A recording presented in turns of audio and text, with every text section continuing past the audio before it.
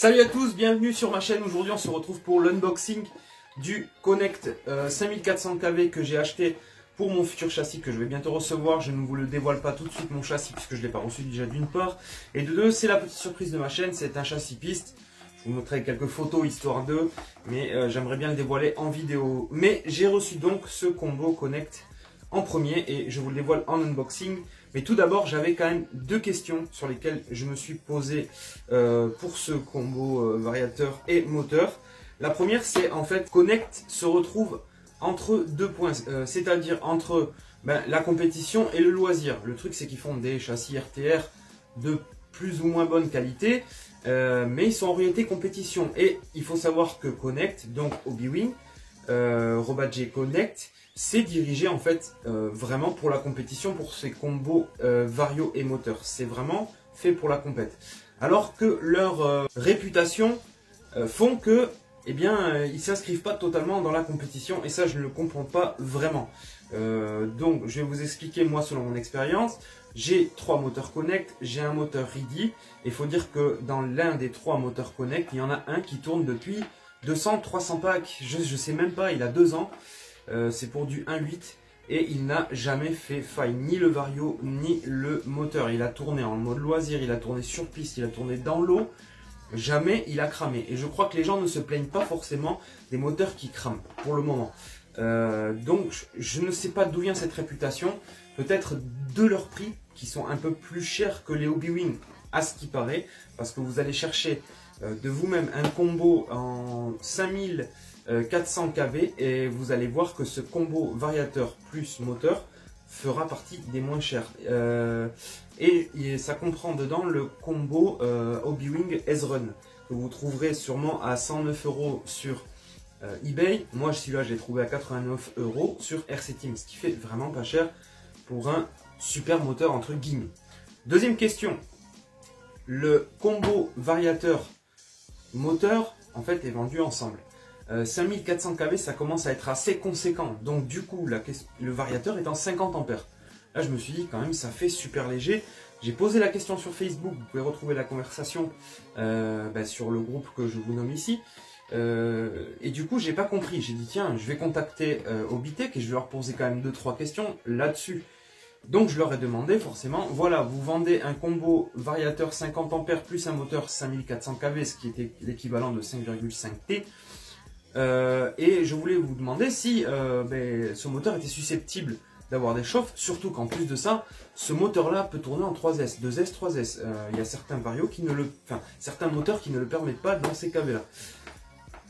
Ils m'ont répondu tout simplement, tout dépend l'opinion que vous mettez forcément. Est-ce que vous avez un tableau qui définit un peu cette répartition-là? Pas du tout, ils n'ont pas ça. Donc je leur ai posé la question, apparemment il n'y a pas de problème de chauffe. De toute façon, on le saura ensemble dans l'essai de ce petit moteur. Et tout de suite, merci de m'avoir écouté. Si vous pouvez répondre à mes deux questions, ça peut être cool, sachant que ce vario-là en 50 ampères a 50 ampères en continu et 300 ampères en pointe. Donc voilà, a priori il n'a pas l'air d'avoir de problème à encaisser le 5400 kV. Je vous retrouve tout de suite en vidéo pour cet unboxing.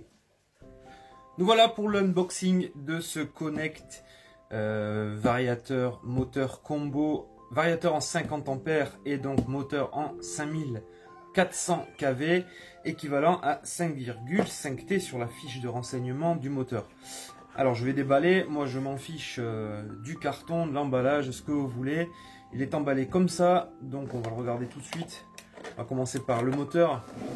Donc le moteur c'est un 5400 kV 5,5 T. À la première impression déjà, le moteur a certainement, c'est un 4 pôles, hein, donc on le sent vraiment dans le... Je vais parler de couple à la rotation, a vraiment pas mal de couples.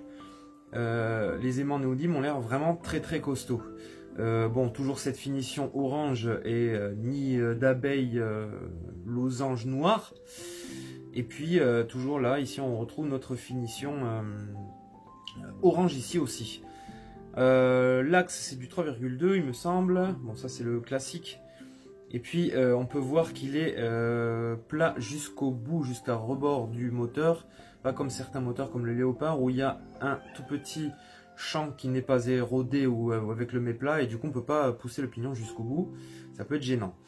Voilà, tout ce qu'on peut dire sur ce moteur là, c'est que du coup il est très simple de configuration, ABC, hein, rien de spécial, non ouvert, juste sa particularité, il est waterproof en toute situation, n'importe quelle météo. Ça j'apprécie vraiment beaucoup, même si je vais éviter d'utiliser mon futur châssis dans l'eau, j'apprécie qu'il soit waterproof.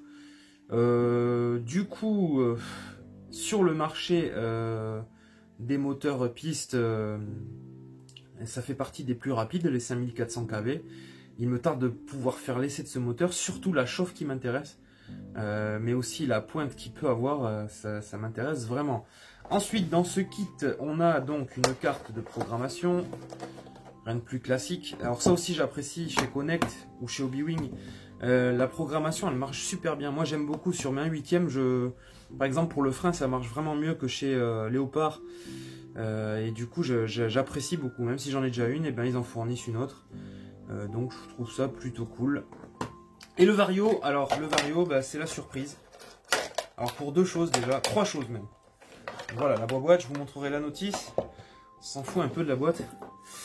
Première chose, première chose, allez, physique alors. Première chose physique, putain, mais pourquoi ils me foutent ce genre de connecteur? Pourquoi? Bon, vous le savez sûrement, moi, je vous le dis franchement, ça me fait chier. Parce qu'il faut que je coupe, que je remette une fiche T-Plug. Là, on est sur une fiche Tamiya. Je sais pas, mais putain, mais j'en vois plus de ça. J'en vois plus. Alors, ils mettent ça. Bon, c'est bien, franchement. Dites-moi, vous, dans les commentaires, si vous utilisez encore ça. Mais sans déconner, je comprends pas. Deuxièmement, c'est le bouton comme ça. Et j'espérais avoir le bouton type Hobbywing, là, vous savez où on appuie. Il y a encore ce bouton-là. Alors ça m'ennuie un peu. J'aime pas, parce que franchement, j'aime pas. Il a jamais pété sur mon autre Vario. Mais bon, dès qu'il y a une grosse bosse, là, il prendra pas de bosse, c'est sûr. Mais dès qu'il y a une grosse bosse, il s'éteint. Donc ça, c'est les deux choses qui m'ennuient. Troisième chose, on n'a pas les couleurs ici. Alors pour un débutant, ça peut être un peu compliqué. Pour un mec qui veut se faire un châssis piste, se commencer avec une très très bonne base, on n'a pas les couleurs d'assemblage, ni le A, ni le B, ni le C. Donc il faudra aller voir dans la notice pour pouvoir repérer quel fil et quel fil. Et ça, je trouve ça un peu dommage. Connect, franchement, c'est pas forcément logique, puisque tu vends ton combo complet. Et la dernière des choses, c'est ce fameux Vario qui est en 50 ampères. Alors moi, voilà, je trouve ça vraiment léger. Ah, je dis une bêtise. Je rattrape mon erreur. A, B, C. Excusez-moi. Du coup, je reviens sur le Vario. 50 ampères, ça me paraît faible. Vraiment faible pour du 5400 kV. Je pense que vous qui connaissez par exemple la piste, vous aussi vous trouverez ça faible. Mais bon, 300 ampères en pointe, ça va peut-être rien dire, ça va peut-être tout dire. On verra bien sur les essais de ce variateur là. Bien sûr, toutes les températures seront prises, autant le moteur que le variateur.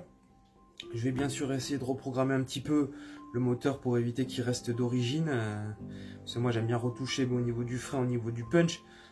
Dans un premier temps, je vais pas lui mettre un punch de fada quand même, mais bon, voilà. Ouais, donc pour le unboxing, parce que vous aimez bien ça aussi, je pense. À l'intérieur, ils vendent le petit double face qui va en dessous le Vario, ainsi que le petit double face qui va en dessous le bouton d'allumage.